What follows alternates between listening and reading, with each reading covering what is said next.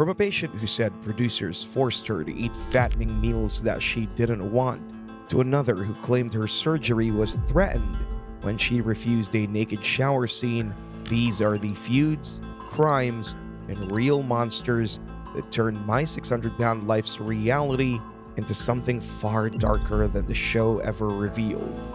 Starting with what might be the most toxic sibling relationship ever aired on reality television, Stephen and Justin Asante, two brothers from Cranston, Rhode Island, whose dysfunction made viewers uncomfortable just watching. Making their chaotic debut in episodes 13 and 14 of Season 5, the Asante brothers' storyline quickly spiraled into one of the most disturbing family dynamics the show had ever seen. Justin, you stabbed me once, right? But you forgot about that, though, didn't ya? I can tell by the tone of his voice that he's doing this on purpose. All right, I'll shut up then. Stephen, the older brother, weighed over 800 pounds and had a reputation that preceded him. He'd already been kicked out of multiple hospitals for his manipulative behavior. Kent Hospital right now. I was living in my dad's truck for approximately a week before I came here because I got kicked out of a previous hospital for ordering a pizza. And now this hospital is asking me to leave because they can't help people my size because I'm too morbidly obese. And sometimes I get frustrated with the staff and I get crazy upset. So I have moments where I yell a little bit or I'll just have trouble controlling my attitude.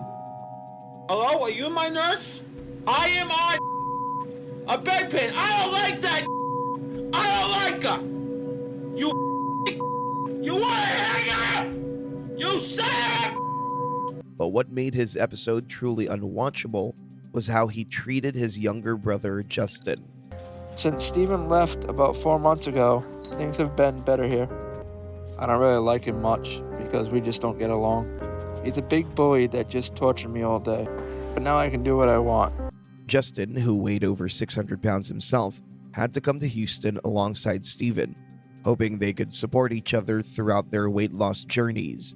I'm going to Houston to make sure my brother gets settled in all right and to meet the doctor as well because I want help with my weight too. But what happened instead was a front row seat to his brother's verbal abuse and psychological manipulation. I want to get something to eat. Already you're hungry. Yeah, all right. Bye. When I crave something, I have to eat. No matter what, I'm going to eat, and someone is going to get it for me. I had 4 a.m. breakfast, and then I pretended like I didn't have 4 a.m. breakfast, and then I had breakfast again. And that's how I manipulate my way into getting extra food. What? Excuse me, I want to get something to eat. Do me a favor. Save the minutes. Quit calling me. Okay, don't forget. Yeah, bye. I will forget. Bye. I can't believe he's asking for food again. He just ate 2 hours ago. Oh. I am feeling very weak. And if something happens to me, you're going to be very sorry. Welcome to the real Steven. And immediately after they arrived at Dr. Now's office, Justin decided to go home just to be rid of his overbearing brother. I'm just ready to go and get back home. And I don't need help like this. Steven does. So I'm not staying here and getting admitted to the hospital. Whatever happens, I'm going home tomorrow. Huh? Get out. You want me to get out? Get out. All right. Well, Get out. why did you stay here? Get out. You should stay. Don't be an idiot. I'm going. I'm just saying you should stay. Don't be an idiot. No, I hate his guts. I don't need any of this or to deal with my brother anymore. And I shouldn't have come down. And I just want to leave. I don't care about getting help here. I'll try to do it on my own, as long as it's away from my brother. But after a year of staying away, Justin changed his mind after seeing his brother's progress. I'm almost ready to move to Houston and see the doctor. What are you seeing Dr. Now for? Probably to get surgery. Do you want me to be there? I don't know yet. Okay. If you want me to be there, I'll be there. And Justin admitted that he wasn't looking forward to being around Stephen, and that he just wanted to get the surgery done and move back to Rhode Island to get as far away from his brother as possible. There are a lot of things I'm not looking forward to right now. And there's a part of me that just wants to forget about going down. And I'm not happy Steven's gonna be around because I know he's gonna try to annoy me. But I know I need Dr. Nell's help, and I want to get my life back on track. So no matter how miserable parts of this will be, I'm ready, but I'm hoping to get it over with as soon as possible. Because I want to be done and move back up here to Rhode Island and get as far away from Steven again as possible. Justin eventually got approved for weight loss surgery, and even after offering to be by his side, Steven was nowhere to be found. You know, I'm at the hospital with your brother, right? Yeah, I'm not going there. Oh, you're not gonna go? No, he didn't support me. But you should come and support your brother, though. Oh, that's not gonna walk his dad, you know? Yeah, I'll let you know. All right, bye. Bye. After the surgery, Steven tried to fix their relationship by finally showing up. Hi, how are you? Good. So how you feel, all right? Oh, that's hurting now are the drainage tubes. Yeah, when they take that out, today? I don't know. How's the water going down when you take sip? Good. You feel hungry? No. I only had 3 spoons of Jell-O earlier. No hunger pains, huh? No. See? Told you don't get hunger pains anymore. But what Steven did next would end their relationship forever. I've been very careful about what I've been eating, and I've been only drinking liquids, and that's it. But other than that, I feel fine. The only problem I've had to deal with is Steven. Because a few days after I got home from the hospital, my father brought him over to force me to see him again. But after Steven left, I noticed my painkillers they sent me home with were gone. And he didn't care about what it would do to me. But it showed me he's always gonna go back to his old ways. And I'm not willing to make amends with that person. Especially since my father won't even confront him about it.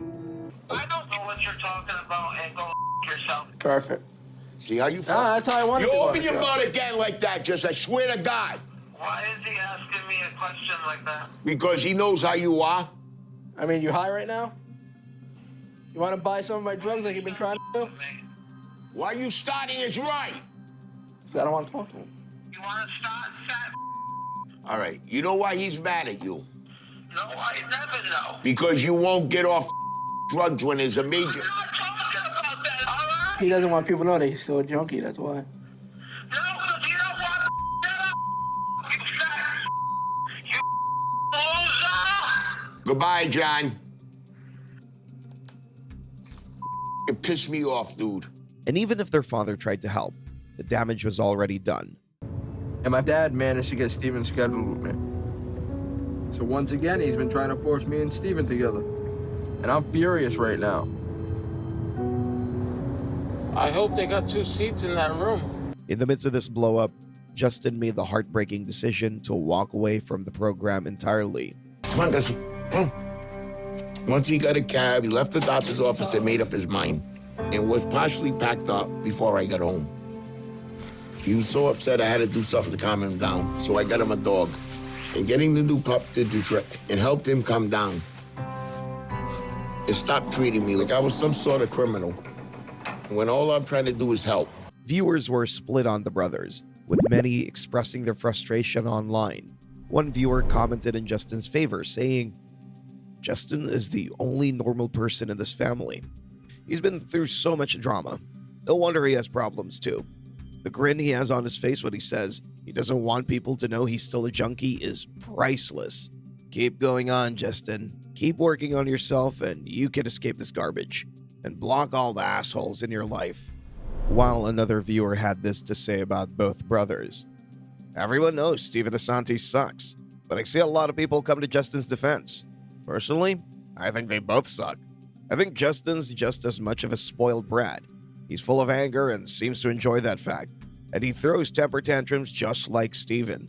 Maybe I'm alone in my hatred for them both. Granted, their father is obviously not well suited to be a father, so maybe hate is still a strong word. Still, I think they both suck." The Asante brothers' feud became legendary among fans, not because it was entertaining, but because it was a brutal reminder that family dysfunction can be just as deadly as obesity. Unfortunately, Steven's manipulation was just the beginning of the dark side of My 600 Pound Life, as this next cast member discovered when she turned her anger towards the people behind the cameras. Originally from Fairbury, Nebraska, Lisa Eberson made her on-screen debut in the 14th episode of Season 10. Her story aired on February 2nd, 2022, but what happened behind the scenes would expose some of the show's darkest secrets. Lisa weighed 636 pounds when she reached out to Dr. Now for help. However, after filming Wrapped, she spoke exclusively to Soap Dirt about her experience, and her allegations were explosive. She said of her TLC experience, "I would not recommend anybody to do it. Never," adding that producers just didn't care. When the crew wouldn't leave her home after a long day of filming, Lisa said, "I literally had to call the police to get them out of here. When that didn't work, she had to ask officers to remove them on the grounds of trespassing." After she finally told them she was done filming, she said, "They knocked on my door every day and called me for weeks. They basically stalk you." But what Lisa revealed next was even more disturbing. She claimed producers made her turn off her oxygen machine and her urine capture device because it was making too much noise for the cameras. This resulted in her kidneys shutting down, making her stay in the hospital for a month to recover. Then came the bombshell about those shocking food scenes viewers remember so well. Lisa said, "Me and Randy were on a diet. We cut out all pasta, potatoes, chips, and anything fattening. But when producers arrived, they brought that food: cheese, bacon, and eggs. When her boyfriend Randy questioned it, producers allegedly said, 'We don't care,' and told her she had to eat it. She said, 'They stuck this plate in front of me and I broke down crying. I've never seen so much food in front of me in my life.' When she protested, producers allegedly told her to take a couple of bites and then they'd throw it away. Apparently, according to Lisa, even the grocery shopping scene where she called her boyfriend asking for junk food, that was staged. Lisa says, "They were sitting by my ear telling me what to tell Randy to get." I don't know. Go get some cookies. How many do you want? Get like 6 or 7 cookies. Get some peanut butter cookies. 6-pack of them if they got them. You want bacon cheddar? You want jalapeno cheddar? Just grab one of each one. But it didn't end there. She went further to claim that for dinner we were eating pizza and they would take Randy's pizza and put it on my plate so I would have more. However, what was most heartbreaking was what happened after her boyfriend Randy Rampell died of COVID complications during filming. When she came home to where he died, she said, "Producers just followed me straight in and wouldn't let her mourn." She also revealed the very small payment she got for filming. Lisa said, "They paid me $1,500 for filming for 2 weeks straight every day, 8 a.m. to 7 at night or later." When asked if there was anything positive about her experience, Lisa said no, and that they build people's dreams up for nothing. She also claimed that she even advised her friend not to do the show. Lisa Eberson's explosive allegations painted a picture of a production that would do anything for dramatic footage, regardless of the human cost. But while her complaints made headlines, she wasn't the only one fighting. Behind the scenes, a legal storm was brewing that would expose the alleged dark underbelly of My 600 Pound Life's production company, Megala Media. Multiple participants came forward with lawsuits that painted a disturbing pattern of neglect, manipulation, and broken promises. The participants included Maya Radonovic, Gene Covey, Dorothy Dottie Perkins, Anjanette Whaley, Alicia Kerrigan, and Matthew Ventris, who appeared on the show as Destiny Lachey. And what they accused the company of was shocking. Maya Radonovic's lawsuit accused Megala Media of pushing unbeknownst participants to the edge of an emotional cliff for ratings. She claimed they didn't provide proper mental health care, even though they knew people going through extreme weight loss were at risk for depression and suicide. Maya's lawsuit also accused Megala Media of lying about paying for medical treatment. She said she was left with medical debt and had to deal with bill collectors, which only added to her distress. Unlike Maya, Gene Covey's case was even worse. Her father died during filming, and she claimed Megala Media forced her to continue filming even though she didn't want to.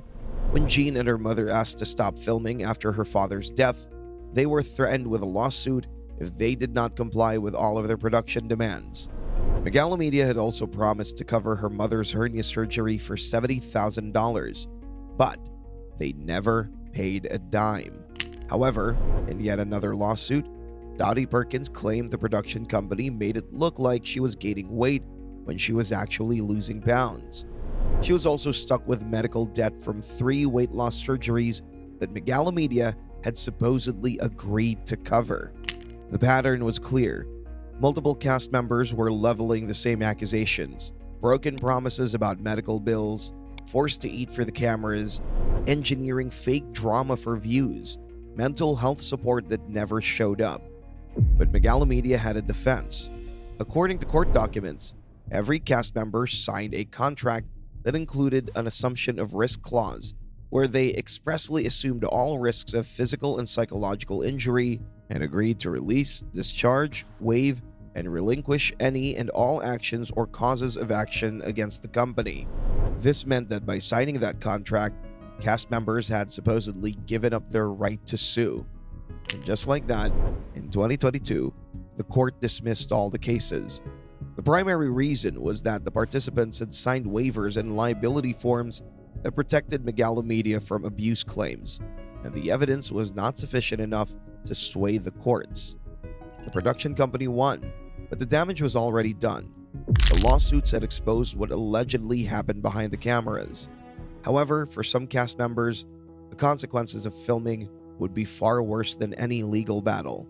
And that's exactly what happened with Gina Crassley.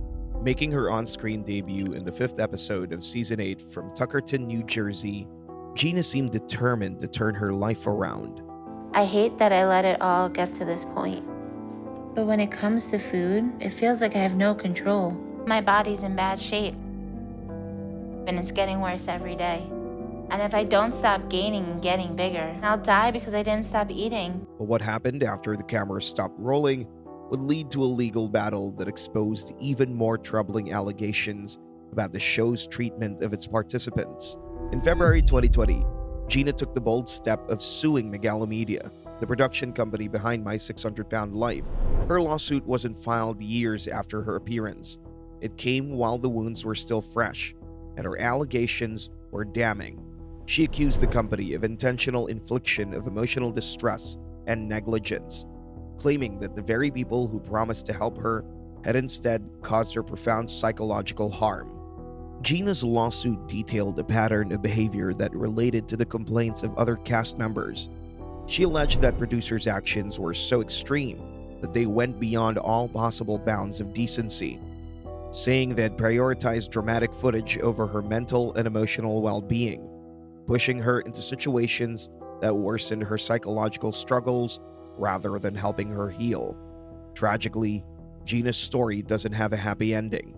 On the 1st of August 2021, just over a year after filing her lawsuit, Gina passed away at the age of 30. Her official cause of death was never publicly released, but her passing added a heartbreaking layer to her legal battle. She had tried to hold Megalomedia accountable for what she experienced, and she died before seeing any resolution. Her story was a tragedy in every sense, but it wasn't the only case where a participant's death became intertwined with allegations against the production company. This next story would become one of the most legally significant and heartbreaking of them all.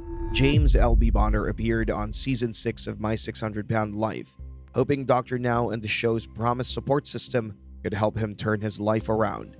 But what happened after filming would become one of the show's darkest chapters. On August 2nd, 2018, L.B. Bonner took his own life at just 30 years old. His death sent shockwaves through the My 600-Pound Life community. But what came next turned his tragedy into a legal battle that would expose disturbing allegations about how the show treated its cast members.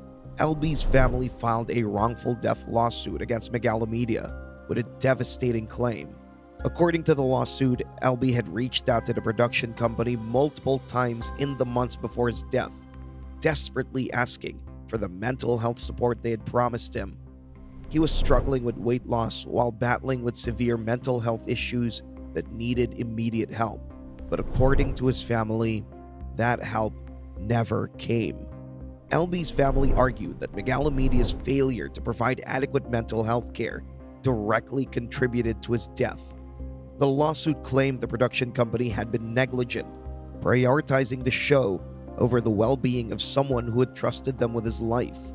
LB's case became a rallying point for other cast members who came forward with similar stories of alleged neglect and broken promises.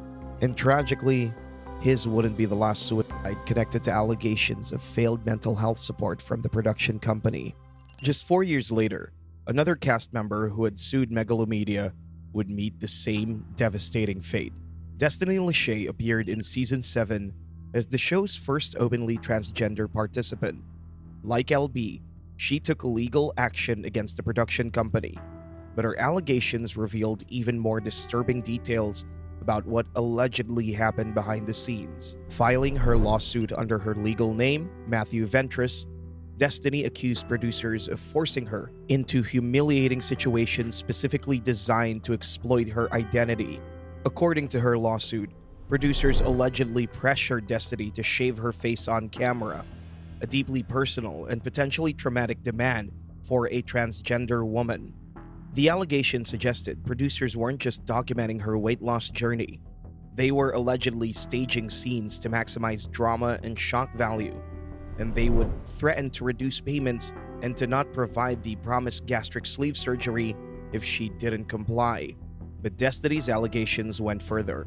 She claimed the production's treatment made her suicidal, and like LB Bonner, she accused Megalomedia of failing to provide the mental health care they had promised.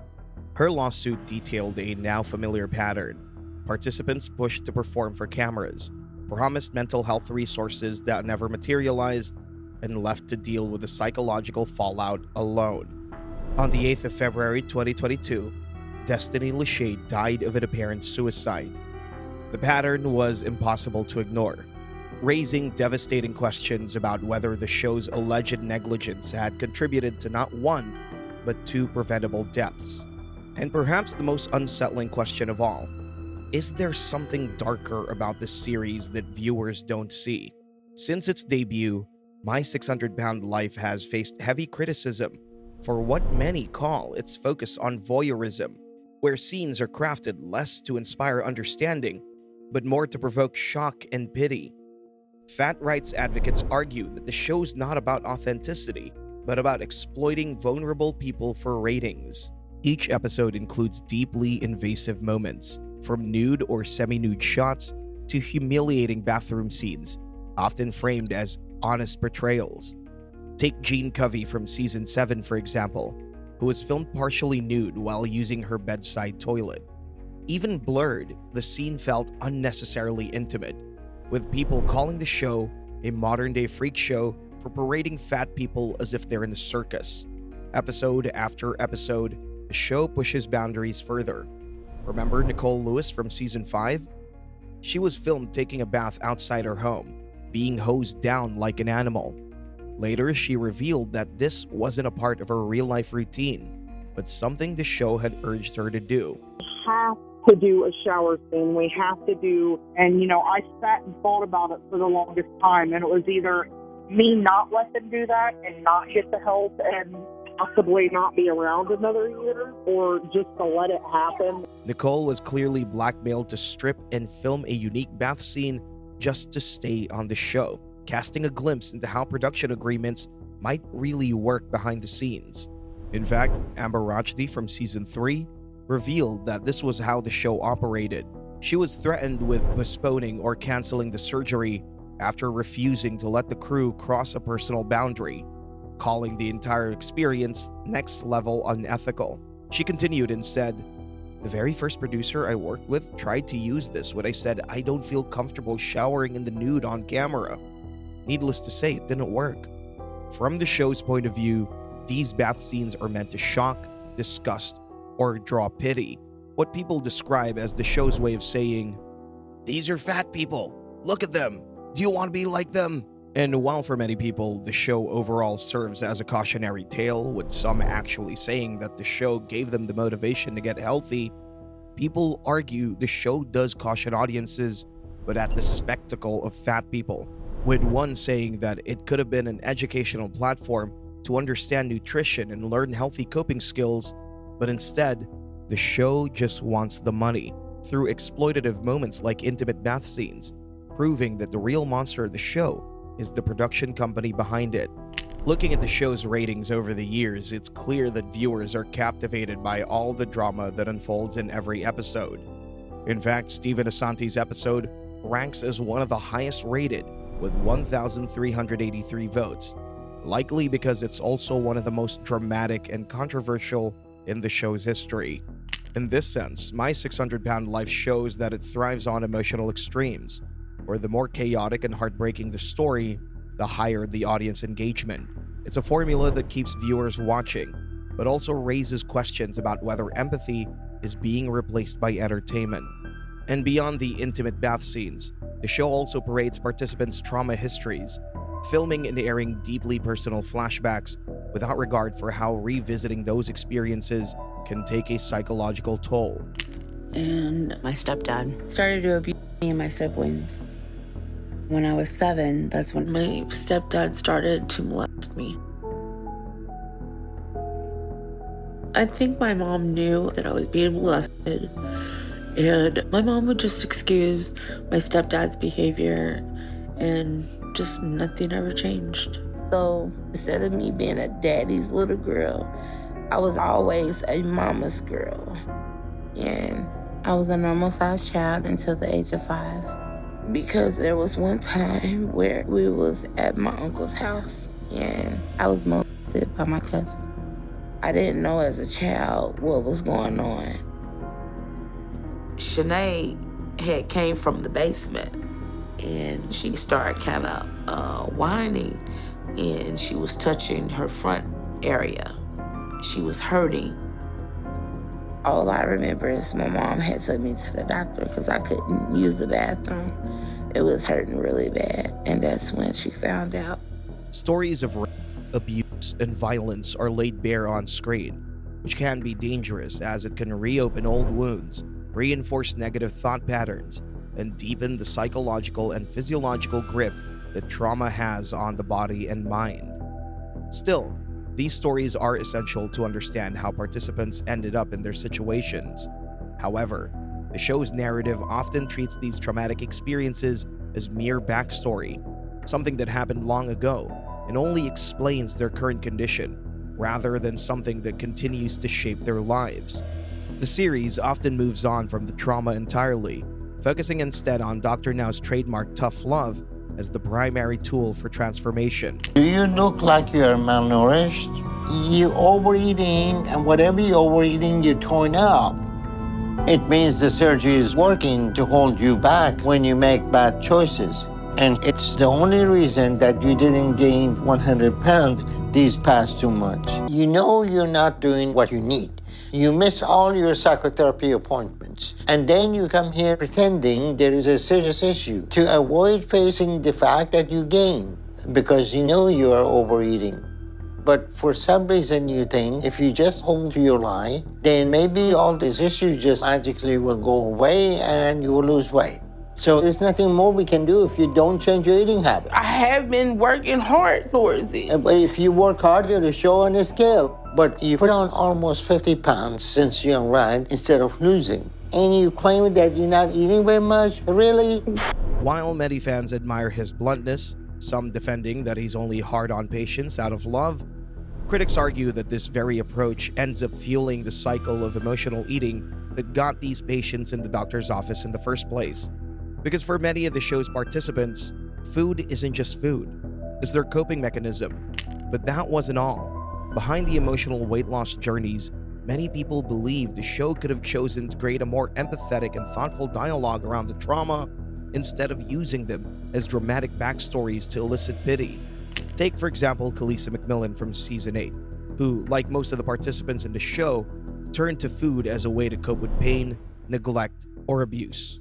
He left me at my great-uncle's house recently out of jail for raping and molesting 4 of his grandchildren, knowing he was gonna rape me. And said, since you wanna act like a grown woman, I'm gonna let him teach you what a grown woman is. so bad.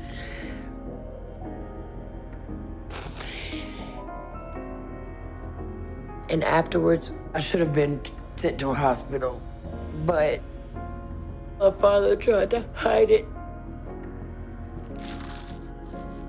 my face was beat up. Well, the school called my foster mom, and she came and got me. But all that had happened to me just kind of started to sink in. My biological dad and his uncle, they took something from me that I could never get back. Being deliberately left with her uncle, despite her father knowing she would be abused, haunted fans, as it revealed how deeply Khaleesi's trauma pushed her towards food for comfort. Yet when Dr. Now first meets her, he immediately goes hard on her, without first acknowledging or unpacking her trauma. You're 41 years old, you should know the candy is not part of your diet. You come here and say, I drink soda and candy and smoke, and I had heart attack and I have blood pressure, COPD, and BMI is 90, and I want to help. Do you see any problem with that picture? I do. Okay, and I want you to do that over the next 2 months. But because of your heart and how little time you could have, I want to see you in a month to make sure you're on track on losing at least 50 pounds in that time, okay? Okay. So it's not enough for Dr. Now's tough love approach to simply demand weight loss. Without addressing the emotional wounds underneath, the show ends up treating the symptom, not the cause. As one of the viewers put it, they need a support system that allows them to discover new ways to feel safe and regulate their emotions while they renegotiate their relationship with food, before undergoing a surgery that'll strip them of their only source of emotional regulation and safety. Because without that, many of them are set up to fail. While the show has psychotherapy as part of the process of weight loss, it sometimes exists only for the cameras, like in the case of Destiny Lachey, who revealed in her lawsuit that the show provided only one therapy session, which was only done so it could be filmed and be part of the show. Or in some cases, psychotherapy didn't happen when it was most needed, as in the case of L.B. Bonner mentioned earlier. And the problem extends beyond therapy. It's the overall care, both on and off camera, that seems deeply lacking in the entire experience. This was evident in Steven Asante's episode, where producers kept filming even after he fell off the back of a cart. Oh! Hold it. Oh! You all right? Oh, no! Oh, God!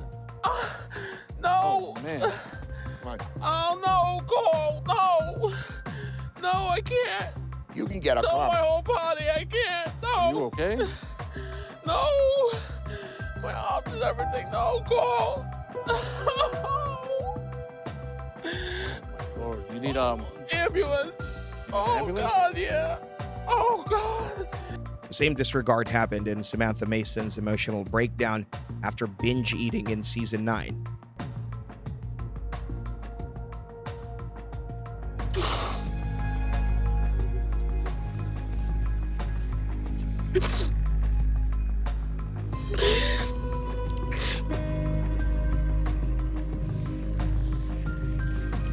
I hate food now, I just hate it. But I'm gigantic. It just says in my house. Bodies don't want to be 800 pounds. And most bodies die. I just suffer every minute. Everything is uncomfortable all the time. Which almost felt like she was compelled to break down and be filmed willingly, rather than genuinely supported. And off camera, this pattern echoes other cases, like that of Dottie Perkins, who stated in her lawsuit that the show created a narrative where she would not follow the diet and even pressured her to eat excessive amounts of unhealthy, fattening foods, which resulted in her being hospitalized for monitoring. Indeed, what's most troubling is that these stories suggest a pattern of voyeurism that My 600-Pound Life prioritizes footage over feelings and spectacle over support. For a show built on transformation, it often seems more invested in the breakdowns than in the healing, turning it into the very systemic monster it claims to fight against. This troubling imbalance has even been linked to several tragic deaths among former cast members, leading us to the last dark truth you might not know about the show. More than a dozen of the show's former participants have died, some from natural complications, others from despair, while some have gone so far as to call it a curse. Others expected it, arguing that many participants were already close to death and that the odds of dying during filming would be higher. But there's more to this than fate or failing health. Something deeper is at play, and it lies in how the show's production system exploits vulnerability in the name of transformation. Take, for example, Robert Buchel from Season 6.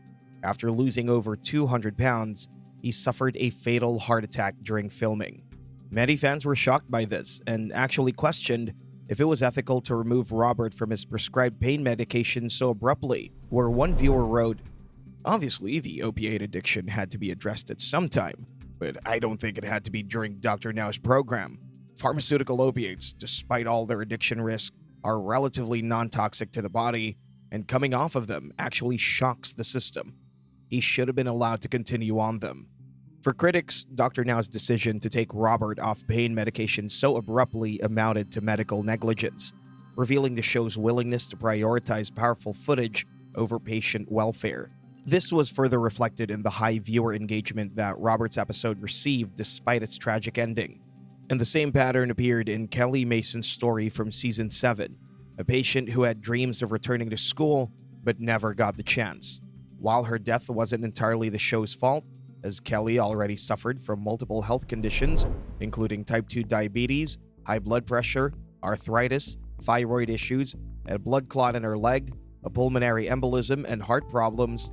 Featuring her case still aligned with the show's broader tendency to focus on suffering over recovery, tragedy over transformation. Then, we go back to Destiny Lachey and James L.B. Bonner, both detailed earlier. These stories show just how manipulative the show's setup can be. The participants are not professional actors, but vulnerable individuals already struggling with severe health issues, trauma, and emotional instability. Yet, as one viewer observed, the show seems to intentionally cast people with sad, harsh upbringings because they're trying to sell the show, making it sad and mocking. And while the earlier cases could be attributed to the patient's pre-existing health issues, the case of Kalisa McMillan from Season 8 exposed what may be the show's direct fault in a participant's death. Kalisa had already suffered a heart attack before joining the show, and her heart had never fully recovered. Yet Dr. Now insisted that she undergo weight loss surgery immediately, claiming it would increase her chances of survival. This reflected a shortcut in the show's medical process, as Kalisa's niece, who's a nurse, alleged that the team did not follow the correct timeline. Her death, caused by complications from the weight loss surgery, ultimately underscored the dangers of rushing procedures for the sake of television pacing. And the rest of the list goes on, with 12 others like Henry Feuds and Ashley Randall from Season 1, Laura Ann Perez from Season 3, Lisa Fleming from Season 6, Sean Milliken from Season 4, James King from Season 5, Renee Baran from Season 6, Angela Gutierrez and Vianney Rodriguez from Season 7, Gina Crassley from Season 8, and finally, Larry Myers Jr. and Paul McNeil from Season 10, all of whom died from health complications after their episodes aired, except for Paul McNeil, who died from a car accident. While the reason for their deaths remains a topic of debate, many fans argue that the blame lies with the participants themselves. One even commented that James King's death was suicide by eating. However, looking more closely at each participant's circumstances, it seems that the help they received may have ended once the cameras stopped rolling. As mentioned in the cases of Destiny and L.B. Bonner, it felt as though they were cast simply to fill an episode rather than be genuinely supported in their recovery. But for fans of the show, Dr. Now, in some ways, should be commended for trying to save their lives, with one defending him for doing his best even though many patients were too far gone. Yet, as one critic put it, what kind of savior would flaunt a person's sickness on television for ratings? Apparently one who understands that fat jokes are a specific kind of currency that can always be cashed in season after season. At the end of the day, the deaths on My 600-Pound Life highlights how the journey toward weight loss is far more complex than what's shown on TV.